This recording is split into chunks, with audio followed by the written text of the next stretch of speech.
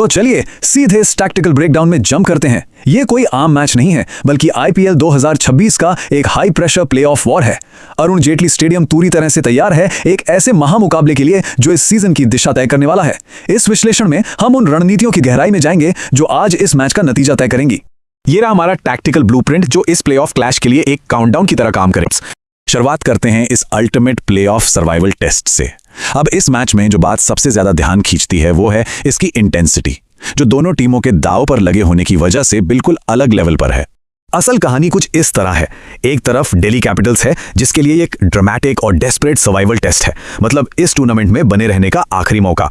और वहीं दूसरी तरफ है राजस्थान रॉयल्स, जिसके पास एक गजब का मोमेंटम है और वो टॉप 4 में अपनी जगह पक्की करने के लिए एक बहुत ही कैलकुलेटेड पुश कर रही है। एक टीम की डेस्परेट अर्जेंसी और दूसरे का मोमेंटम, ये कॉन्ट्रास्ट इस मैच को और भी दिलचस्प बनाता है। इस हाई प्रेशर माहौल को समझने के लिए पिछले मैच के 225 रन के थ्रिलर का एक छोटा सा फ्लैशबैक लेते हैं। इससे समझ आएगा कि आज रात दबाव अचानक दुगना क्यों हो गया है। पिछली बार जब ये दोनों टीमें भिड़ी थी ना, तो राजस्थान ने बोर्ड पर 225 रनों का विशाल स्कोर खड़ा कर दिया था। लगा कि गेम वहीं खत्म, लेकिन फिर केएल राहुल और पथुम निसांका ने ऐसा जबरदस्त काउंटर अटैक किया कि राजस्थान का बॉलिंग अटैक पूरी तरह बेअसर हो गया। गेंदबाज बिल्कुल बेबस नजर आए थे। और उस काउंटर अटैक के पीछे का सबसे अहम नंबर है 477। इस सीजन में केएल राहुल के बल्ले से निकले ये 477 रन ये साफ करते हैं कि क्यों राहुल अभी भी दिल्ली की उम्मीदों के लिए सबसे बड़े एंकर और विपक्षी टीमों के लिए प्राइमरी थ्रेट बने हुए हैं। लेकिन देखिए, किसी भी रणनीति से पहले मैदान को समझना जरूरी है। तो चलिए कोटला की पिच को डिकोड करते हैं और देखते हैं कि ये फाइनल रिजल्ट पर कैसे असर डालेगी। कोटला में ये 3 फैक्टर लगभग तय हैं: छोटी बाउंड्री और भारी ओस यानी ड्यू फैक्टर का आना। ये कंडीशन एक हाई स्कोरिंग थ्रिलर की पूरी गारंटी देती हैं और स्पष्ट रूप से समझाती हैं कि आज बॉलिंग साइड के लिए टॉस जीतना इतना क्रूशियल क्यों है। जो टॉस जीतेगा वो बिना कुछ सोचे पहले बॉलिंग ही चुनेगा। अब जरा दिल्ली कैपिटल्स के डेस्परेट मास्टर प्लान की तरफ नजर डालते हैं। इस भारी दबाव के बीच वो अपनी रणनीति को कैसे एग्जीक्यूट करने वाले हैं।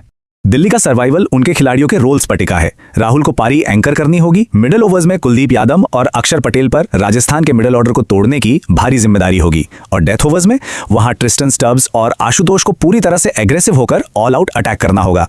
दूसरी तरफ अगर राजस्थान रॉयल्स की बात करें तो कप्तान रियान पराग के शांत प्रेशर मैनेजमेंट के तहत ये टीम एक बहुत ही फॉर्मिडेबल और संतुलित यूनिट बन चुकी है।